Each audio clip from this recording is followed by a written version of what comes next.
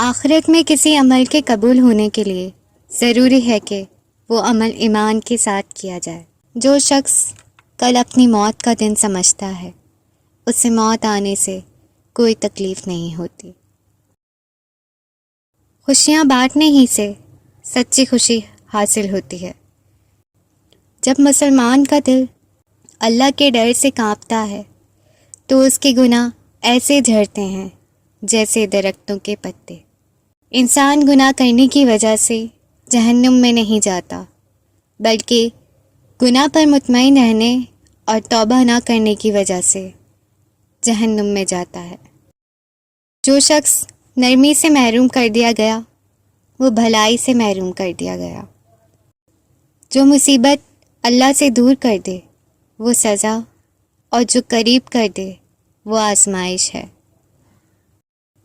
جنت 2 قدم پر ہے، پہلا قدم نفس پر رکھ، دوسرا قدم جنت میں ہوگا۔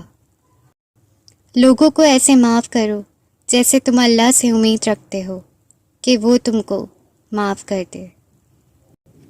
دنیا کا عذاب یہ ہے کہ تیرا دل مردہ ہو جائے۔